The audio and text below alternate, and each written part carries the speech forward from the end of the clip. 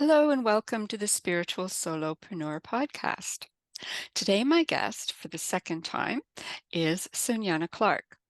Sunayana is a well-being coach and consultant with a background in holistic therapy. In her business, Energetics Every Day with Sunayana Clark, she helps women become more empowered through their connection with their higher selves. Welcome back, Sunayana. Thank you. It's lovely to be back. Excellent. Well, last time we spoke, we talked quite a bit about connecting with the higher self and receiving guidance and so on. Today, I thought we'd focus a little bit more on the business side of Yeah, running a spiritual business yeah. and talk about attracting clients, opportunities for growth, business models, things like hmm that. Yeah. So I'm excited for that. But first, just to recap for anyone who missed part one of our talk, can you tell us in a nutshell what you do and how you help your clients? Okay. Hi everyone. My name's Sunayana. It's quite hard to encapsulate it I really, guess but it is. in a nutshell, I have a background in Reiki, reflexology, Bowen technique, and hypnotherapy. And I used to work primarily with women who had anxiety, trauma-based anxiety. I did that for over 20 years, and that has led me actually seeking a deeper connection energetically. I love the energetic work that I was doing with Reiki. And through that, I connected with my higher self, Athalia. And with Athalia's help over the last 4 years in particular, I have been developing new products and a new business. And now I'm passionate about connecting women to their higher selves because I believe that empowered, connected women create miraculous change for their community, for their immediate community, their families, and then wider. They can have a big impact and influence. Awesome. Very good encapsulation there for a large topic. So, do you help your clients with their businesses as well? I do actually. With businesses, it's really interesting. If you're self-employed, entrepreneurship is a hard journey, right? It's never, people make it out to be glamorous. It's really not. That tiny bit at the top of the iceberg is the glamorous bit, but there's a lot of kind of hard work that goes on behind the scenes. So one of the things I help people do is look at the alignment they have to their business idea, for example. So if it's, say, another therapist who wants to set up a business, one of the things I'm going to talk to them about is who do they want to work with? Why do they want to work with them? So they understand their own niche. I'll be talking to them about what's the top 50 problems your ideal client has. What other challenges does your ideal client have? Do they have young kids? Are they working in corporate, in some form? They have a husband or an ex-partner, all those things. So you really get to know who your niche client is. And the reason I'm looking for alignment is because if you're going to have a spiritual business, then it has to align with your values, but it also has to align with your soul model as well. What does your soul want? And so from that perspective, it's like, does your soul want joy? Does it want freedom? So it doesn't want a restrictive business where you're working 9 to 5, 5 days a week. Maybe actually what will bring you the most money in and the most fulfillment is to work 3 days a week, maybe 10 till 4, but you work with the most amazing clients and they pay you for what you're worth. So that's how I start off with the working with them. Awesome. And do you employ that person's higher self to come in and Yeah, assist? yeah, Yeah. yeah. Everyone actually has, if you are going self-employed, you'll have a business team as well. So you'll have your higher self, and then you'll have a set of guides who can help you in business as well. And so sometimes these guys will have had an earthly life, so they will have experienced being in business and building a business. A while back, one of my guides turned out to be Aristotle Onassis, the shipping magnate. Oh my gosh. And I was kind of a bit like, oh, why have I got a shipping magnet to help me with my small middle business? But he brought a lot of wisdom, and he was very good at showing me, for example, I had an idea with my cards of what I wanted to do, but he showed me how to break it down and say, the method of distribution I was choosing, does that make sense to me? And so the method I was choosing was trying to recruit affiliates, but he showed me to get the number of affiliates I wanted selling cards on my decks of cards on my behalf. I'd have to recruit something like 10,000 affiliates. And I was like, that is a lot of people to manage. I don't know if I want to do that. So he was really good and helpful at showing me, break down your idea. What are the actual logistics of it? And one of the things about spiritual therapists and people who are in the holistic world is we're not so keen on structure, and we're not very keen on those kind of more, I'm going to say, conventional things that businesses need. So having the right guide on your business team can be absolutely invaluable as well. So Fascinating. yeah, Yeah. that's really important. And then the other thing that's really important is, understanding how that business is going to fit into the business owner's life. And where are they people who like to work a lot? That's their passion. They don't mind working, mainly working and playing a little. Or do they want the other way around? They want to play more and work more, less. How do they want it to fit in? Because then you have to look at things like limiting beliefs. So, a lot of people have a belief that you cannot get rich or earn money doing spiritual work, for example, or money is the root of all evil is a really common belief that a lot of people have, not just spiritual people, it's throughout communities. So it's about addressing those as well. So it's actually a two-pronged approach. You're looking at the actual structure of the business and what are they trying to achieve with their business, but then you're also looking at what limiting beliefs do they have, and that's just the foundation work. Once you have those things set up, then you can start thinking about products that you're going to create and how you're going to take them to market. Yeah. Awesome. Do you think that it's more difficult for spiritual entrepreneurs to get all this together because they aren't, I guess, as grounded as other people? They have this perspective and they're aware that all these other things are going on, and um, so they don't, well, like you said it, I guess they don't quite fit into the Mm. doing all the physical things. Yeah, I think there is, I wouldn't like to generalize and say all therapists are like this, because I do know therapists who are very good at the structural side of their business, but I would say they're the minority. I think a lot of therapists, and I would have included myself in this about 15 years ago, um, who don't like, they believe they're going to flow with their intuition and it's going to flow them to those structures. There is nothing wrong with that approach. However, I'm going to say, if you just get practical for a short period of time and put the right foundations in, actually it allows you to flow more intuitively, more easily, because you're not having these annoying things that you keep having to resolve, like a payment didn't go through properly or your calendar isn't working properly. If you've sorted out those gremlins, you don't need to worry about them again. And I think that's something a lot of spiritual entrepreneurs sort of can miss out on, that understanding. The other thing I think a lot of spiritual entrepreneurs and entrepreneurs in general actually don't always want to do is niche down. They want to serve as many people as possible. There is nothing wrong with serving lots of people, but if you become the go-to expert in a niche, then you're going to have a waiting list. You're going to build a waiting list, because if you're if you're doing one-to-one work, you only do a limited amount of work. So you'll become the go-to person for your niche, and that's great for your business. And the niche is essentially your ideal client combined with what you They're have to offer.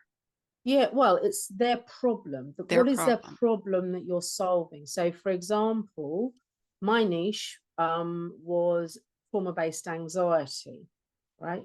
Now, the beauty of my niche is that I covered a lot of different types of trauma, but my process was exactly the same for those people, right? Someone could have a fertility niche. Someone can have a weight loss niche. Once you know what your niche is, in other words, you know how to successfully solve your ideal client's problem for them. You're offering them a solution that is not foolproof, but has been proven to be successful more than once or twice. They can come to you with belief and trust, and they are less likely to object when you ask for payment. They'll just be like, okay, you have a track record, you can show me that you can fix this. This is my ideal problem. Okay, let's work together. Right. And they So see that's themselves in what you have to offer. Yeah, absolutely. Because you can talk to them about past client problems and show them how it relates to their problem that they're bringing you. Equally, if you niche down, you have to be ready to say to someone, I could help you, but you're not my ideal client. I think someone else would be a better fit for you.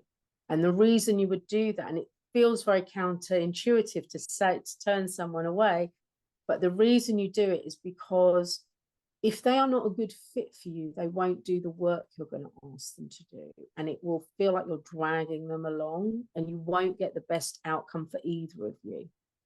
So it's better if you trust yourself, you trust your processes that you've set up, and you say to someone, I'm not the right person for you. Awesome. And if, depending on how you present yourself, you should be able to sort of repel, Yeah. those folks so they don't come to you Yeah, so if you're they're not looking going at to your be a good fit. marketing. Yeah, so once you know, and this is why you need to know who your ideal client is and what their niche problem is, and what your niche is and what you're able to fix or solve for them is important, because once you know what your ideal client's problem is, all your marketing is just aimed at that, right?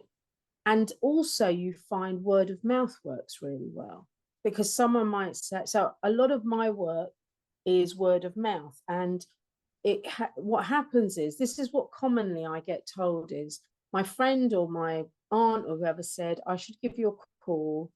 I've got this problem. They tell me their problem, which is trauma-based anxiety, and I've heard you can help. And then they'll say, I heard you can help, but I'm not quite sure I understand how. And I'm like, that's okay. You don't need to understand how. And then we have a conversation. And so then I take them through my process. So my process, and it's one I teach other people, is do a clarity call, first of all. So the clarity call can be between 15 and 30 minutes, and it's designed to help you see if they're the right client for you. That's the first step.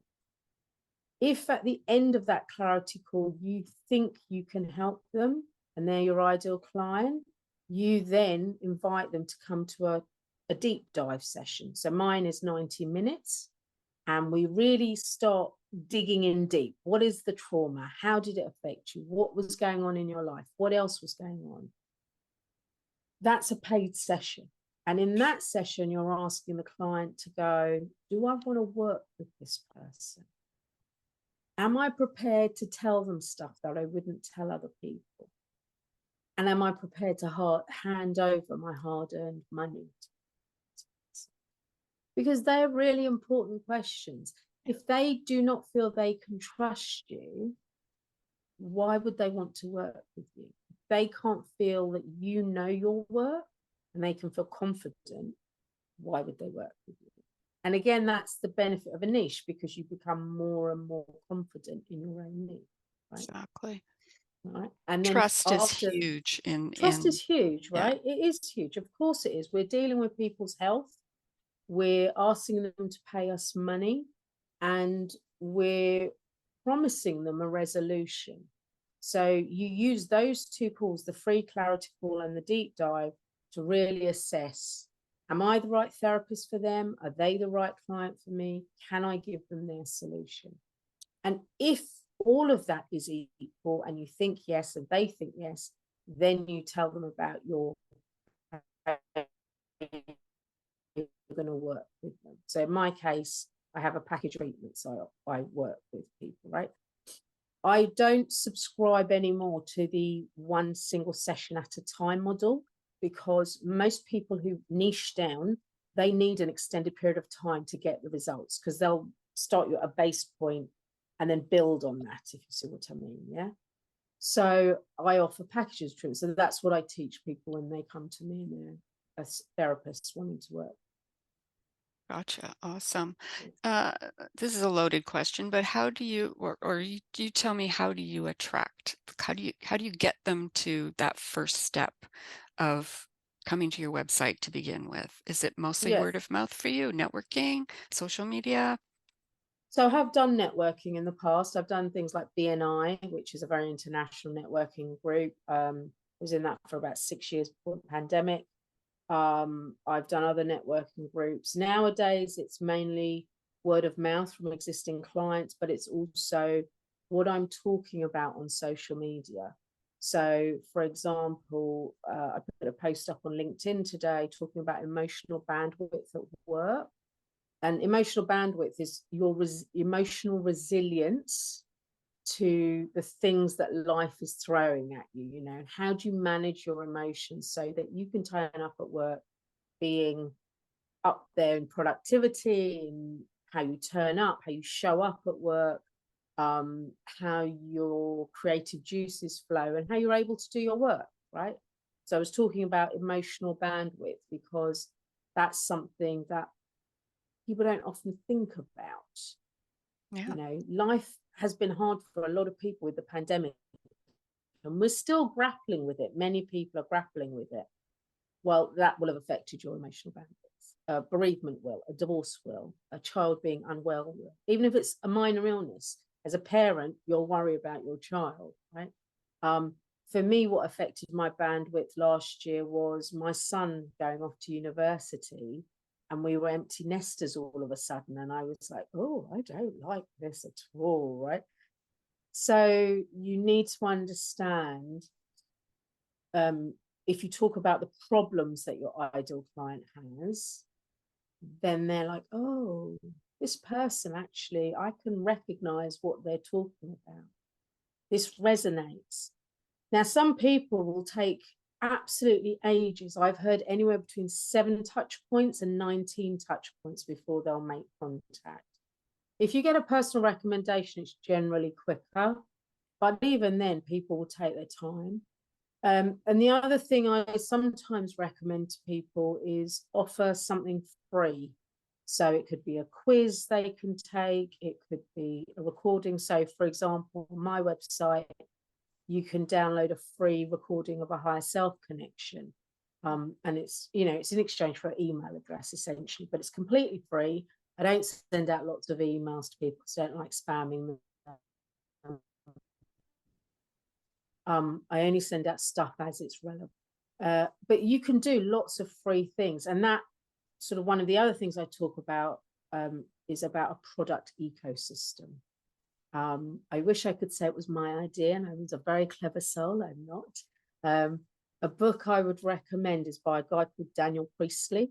He's a business mentor. He was a multimillionaire but in his early 20s, and he wrote a book called Oversubscribed. And in it, he describes a product ecosystem. So it's basically products that feed into each other, which lead you to get more clients. So you have your free products, so that could be the quiz or a downloadable PDF, an ebook. In my case, the recording. It could be anything you choose it to be. That's the free product. Then you'll have a couple of low-cost products. So that could be, I have an Etsy store, so people could buy stuff through their digital products through my Etsy store. Or it could be a course, you know, so a recorded course, something you're going to do by yourself. That's around the 40 or 50 pound mark, or $40 or $50 mark. So that's your low cost product. So these products, what they're doing is allowing people to develop trust in you with little or no risk to them, right? No financial risk. Then you might also offer a webinar as well as a freebie, and then offer something that's a low cost product on the back of that as well. Then you might offer something that's a mid-range product. So it's going to be around, say, £250, £300 or dollar mark. And then you'll have your high ticket item. So that could be a 3-month or 6-month package that you're offering as a therapist, I'm talking. So that's your product ecosystem, and each product feeds into the next. That's brilliant. How long did it, I'm assuming you did this, how long did it take you to figure out the ideas for all the products, get them together? I'm assuming you have a team of some sort. I wish I did have a team, actually. Okay. My team is my non-physical team. I don't really have, I have physical help in the sense of I have a tech VA who helps me with my products. I have I'm a website lady who helped me build my website. So I have people like that who do a lot of the technical stuff. Products, I did a lot of testing on. So in my previous business, which was called Feel Good Treatments, I had a quiz, which was my lead magnet, which was my free product. That proved quite popular because literally everything I sent out had the link for it, and people would just go, and then they would take the quiz. Anyone who took the quiz got my free ebook, as well as a thank you for taking the quiz. And then I would start contacting the people who were medium or high on the anxiety score, and just having a conversation, and then inviting them in for the freebie clarity call if they wanted to do that. But it took a while for me to figure out what was the right product, because, you know, cold calling people is quite a nerve-wracking thing. Yeah. So it took me a while. With Energetics Every Day, the connection practice was something actually I did a bit belatedly, but someone said to me, oh, I'd love something like that. And it was almost like a light bulb went off in my head. And I was like, okay, that's such a simple thing to offer my clients. So I recorded that and put it on the website. So, yeah. So maybe that was a message from Althea. From my team. Yeah, from my team. They were basically like, you're being a bit slow on the uptake. Come on, get with the program, right? Sometimes we need to need it spelled out. Yes, exactly. I think the idea of the free product is it should be easily consumable, not demand too much of them, but be a good product. It has to be of a certain standard. So, you know, I know people who've done ebooks. Well, that ebook has to offer value. It can't just be 50 pages of you just talking about yourself. No, it has to offer something of value to the client. It has to help solve the problem to some extent. It has to mitigate at least a symptom or help with something. So my ideal client is someone who wants to develop their relationship with their non-physical team. They're a woman. They'll be from their 30s upwards in age, and they'll have a decent income, you know, anywhere from 30 grand upwards. And they may or may not be married and have children. That's the other thing, right? So for them, by me making it really easy for them to access their higher self, that's half their battle done, because that's part of the problem, right?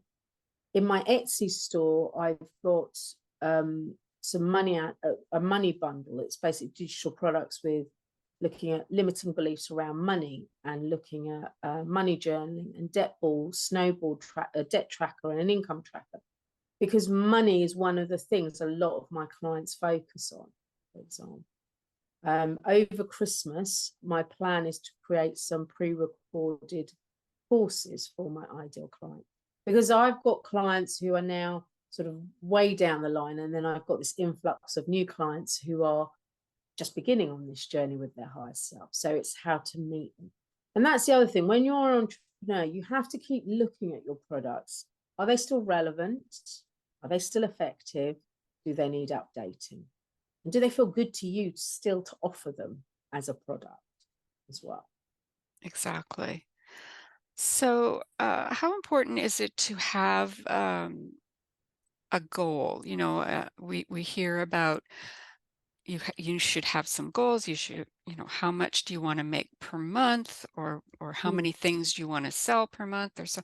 But then on the other hand, we also hear, well, the universe will take care of the how. I think there's well, I think there's one thing you need to think about is, are you someone who is target motivated, right?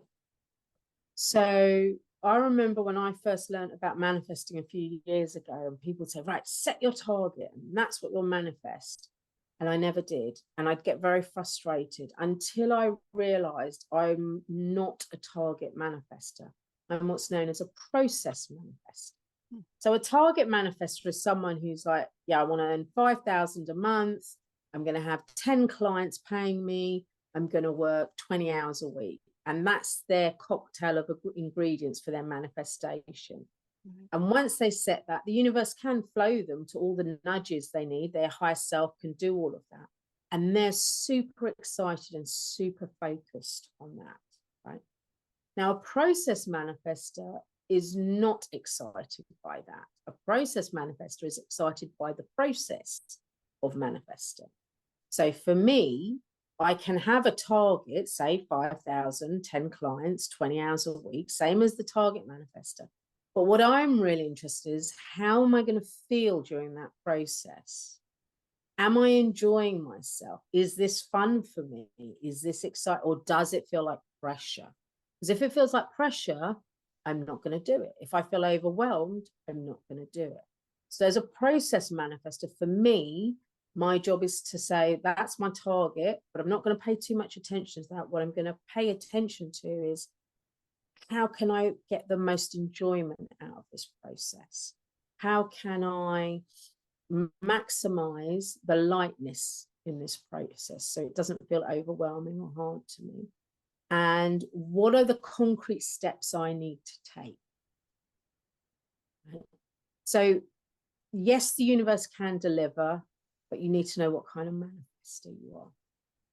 Interesting. I had not heard that distinction Yeah, before, but I love it. And yeah, I am the latter as well. I'm the same. yeah, The process yeah, has to be enjoyable or I'm out. I just yeah. won't do it. Exactly. Yeah, and I think if you're a process manifester, boredom is a real issue, because 5,000, 10 clients, 20 hours a week is all very nebulous until it actually happens. So you need to find a way to really immerse yourself in that manifesting process without it feeling like hard work. Again, I wish I could take the credit for that term, but actually I learned it from a manifesting coach of mine about probably back in 2018. Her name's Sarah Morgan. I can't remember the name of her book. I'll have to let you know what the name of her book Yeah. is so you can share it with your audience.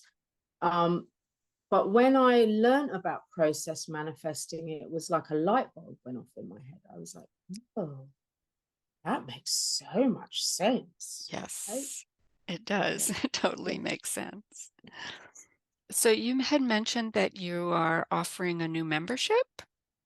I am, yes. So it's a limited membership, actually. It's only for 25 people, 25 women. And it's designed to be quite light touch. And it's for women who ideally are already connected to their higher self, and they're looking to extend themselves energetically. So they want to grow energetically. They will, and the way it's set up is that once they join, they receive a link to my calendar to book a higher self reading, as well as a link to download their digital money bundle that I talked about from my Etsy store. And then that's my gift to them. And the reason I've gifted them money is because for a lot of people, money is the thing that stops them. And their money beliefs, if they can change those and bring ease into it, it just makes life a lot easier for everybody. Yeah.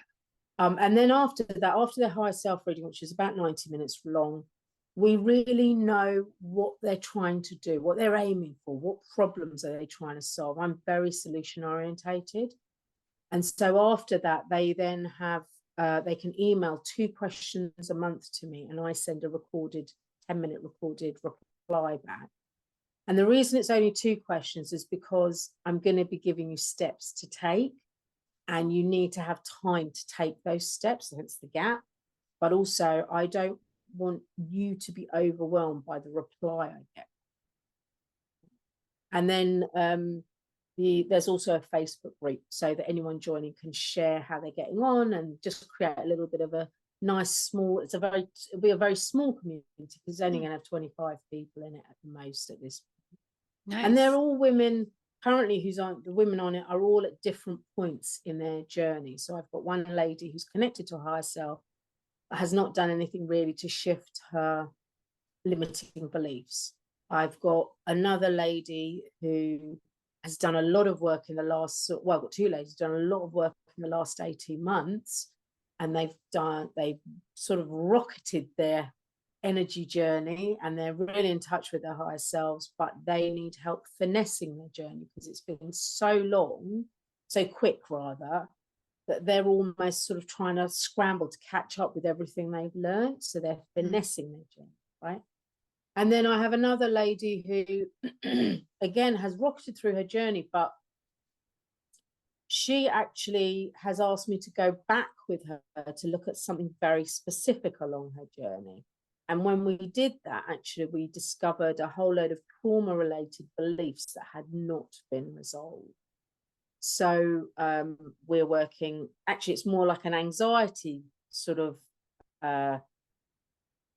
perspective, but we're looking to root out all those problems, so then she can, because she knows what she needs to do, she knows what she wants to achieve.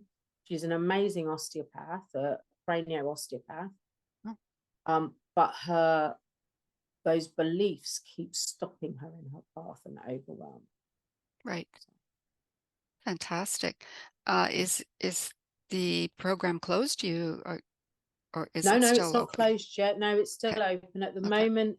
There's a founder's price as well till mid-February. Oh. It's £30 a month, and it's a pay-as-you-go membership as well. So you can join, and after a month or 2, if you think it's not of value, you don't have to stay, because I don't want to work with anyone who doesn't want to work with me.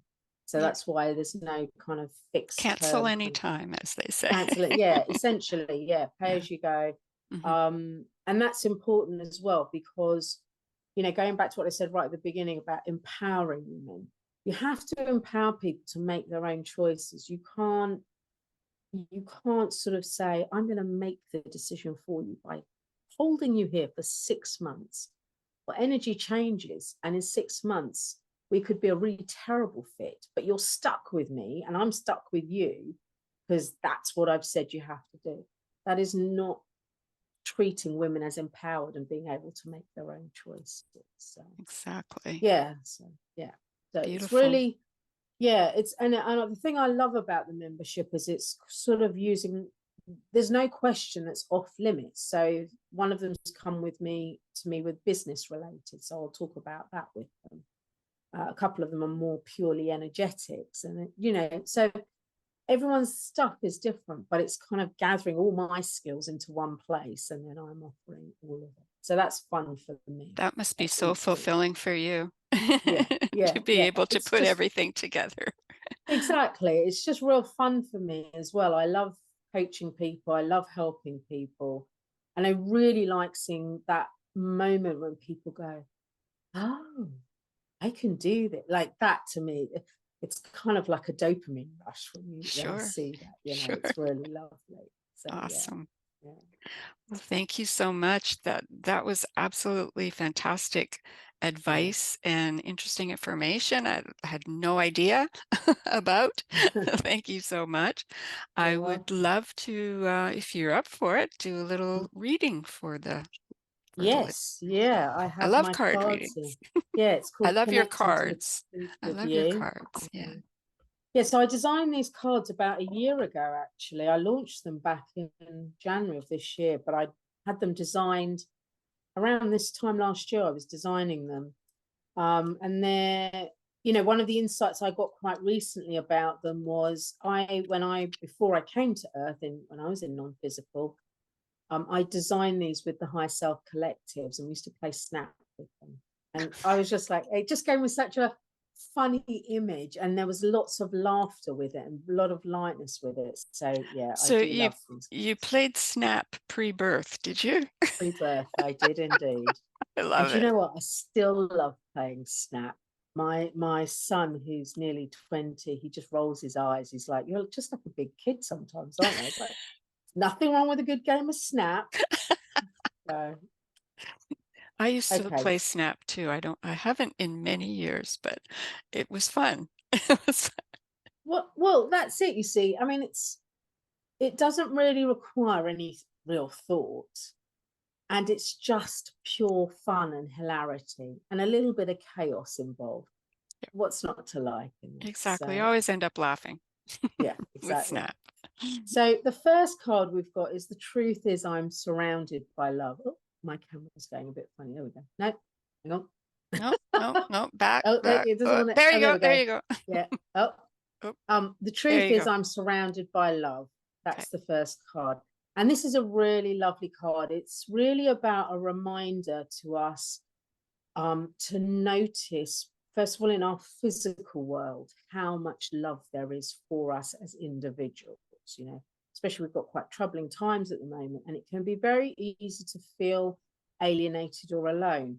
But this card is actually asking you to look around, notice who loves you. It could be from your animals, it could be from your dogs, your cats, your horses, it could be from a sibling or from parents or just friends. You know, some people don't have Sure. siblings or parents anymore. It could be from your friends and people within your community.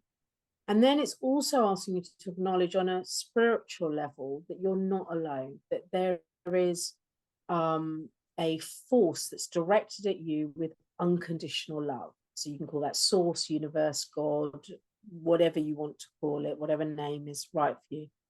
But that focus is of unconditional love. It never judges, it never reprimands, it never says you are bad. All it does is love you. And then you have your non-physical team, so your higher self, your watcher, your guardian angels, and the rest of your team. They all love you. They're there to surround you with love. So when you're feeling alone or alienated, ask them to just help you feel love, and then just notice what happens. You get the most beautiful synchronicities happening, or you'll hear a song, or someone will pay you a compliment that just makes your heart open up again. And that's the beauty of this card. It's a really lovely card to have. It's beautiful. And then the second card is the truth is I love my life. Oh, There we go. the truth is I love my life. And this is about us understanding that we're here for one physical life. We've got to make the most of that life. It's really easy for us all, and I've been guilty of this as well, of settling in a rut and not taking advantage of the experiences that are being offered. So I'm going to encourage all of your viewers to sort of think about maybe taking advantage of some of the opportunities that come their way. And to give you an example, a few weeks ago, I was in Ireland visiting a friend, and I went sea swimming in the Atlantic Sea. It was perishingly cold. It was cold swimming, but do you know what? It's something I wouldn't have done historically. But when I came out, I was just like, my God, I did that. That's amazing. You know, I felt really good about myself. So when you get those opportunities, maybe consider taking them, because it will enhance the quality of your life. And it will make you love your life, rather than you just being, I'm going to work, coming home, sitting in front of the telly. It will bring joy, freedom, happiness, laughter, comradeship, all these wonderful emotions into your life, so that you can look back and go, you know what, I really had a fantastic life. I love my life. Right? So it's encouraging us to do that. It's like the theme is love in today's theme is love and noticing, I guess. yeah, and Paying noticing. attention. Yeah. And then the final card, unsurprisingly, is the truth is my higher self loves me. The Aw, truth is my higher self loves me. aw, And again, it's about just acknowledging their sole job when you connect to them, even when you don't, but their sole job is to love you and help you. That is their job while you are on planet Earth. That is their job. It is, again, unconditional, fierce, and ever present. And you just have to go, okay, I really need some love here. Please show me. And again, they will just leap to it. The reason you have to ask is because we have free will, and they can't interfere, and they won't interfere. So you need to just ask them right. to do that. And receiving sometimes is difficult for people, isn't it? To really accept that all this love is Yeah, around, kind of go, oh yeah, well, who would love me that much? You know? yeah. So one of the things I say to people is keep an evidence log. So just keep a note somewhere on your phone or in a little notebook, just of the weird and slightly unusual synchronicities that have happened, or something unusual that's happened that's made you smile. And when you look back, you'll be like, oh, okay, that happened a couple of times. And oh, that made me feel really good. Those are the signs you have. And the evidence log helps you build trust as well, that you are receiving. Because the other thing to remember is it's your higher self's job to help you receive. You have to ask and allow, but they have to tune into you and help you receive. That is good to So know yeah, that yeah. there's help So available. yes, absolutely. And they'll help with every element of your life, whether it be your personal life, your work life.